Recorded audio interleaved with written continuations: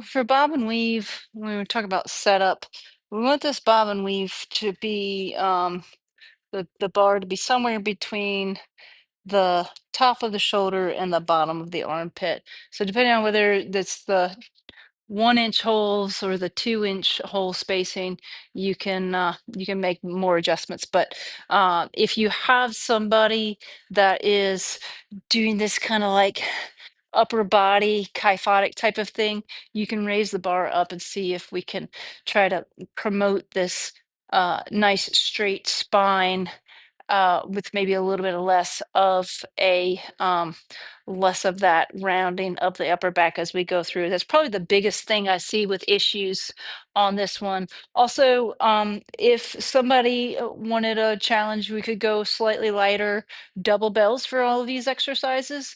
Or if maybe we're having some mid back problems, all of these exercises kind of require holding the bell up your chest. Some people that are a little bit locked into that T spine can like make complaints about this, maybe like mid back pain. You could take equal bell size, go lighter, and have one bell on each side, and that might take some of the strain off of having to hold that thoracic spine and extension the whole time.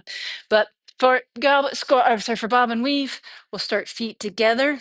We're going to step laterally as we drop down into that squat position. Belly button pulls in so that the T-spine stays extended. We transfer our weight to our opposite foot, and then we return back. So these, we're just going to rep it out. So you're going to do your assigned reps as you go through this. Make sure the weight stays back to the heels, even though I'm hinging forward just slightly with my torso. I'm not coming into the balls of my feet, so I'm doing this kind of bend over. It's just really staying in the heels so I can sit back and access those glutes a little bit more. Biggest thing you're looking for is, we're not doing this kind of thoracic flexion to get under. Make sure people drop their hips down so they can keep their T-spine extended. From there, we'll go into a goblet squat. So back in that racked position, here holding the bell, trying to hold the bell up just a little bit higher. Initiate with a posterior shift of the hips. Get a really good belly button abdominal retraction, belly button draw in. From the depth of that squat, you're kind of looking for the butt wink, right?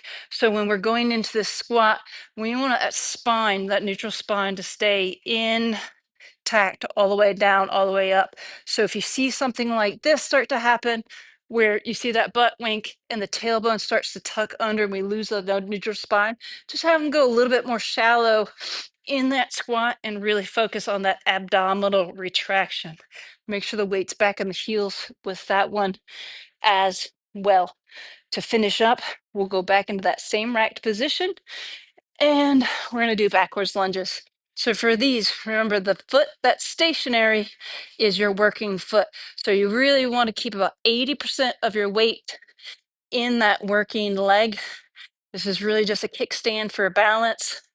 Slide the knee forward, hinge forward, start to drop that knee down to the ground, initiate that knee coming back, and then drive up into that standing position. Here.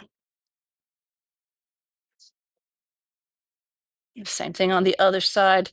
Really keep cueing that 80-20 split.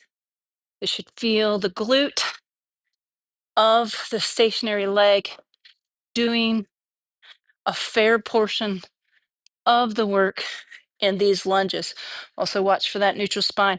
We shouldn't round our back when we're doing these. Keep that abdominal wall retracted and keep that thoracic spine extended as we're working through reps on these guys.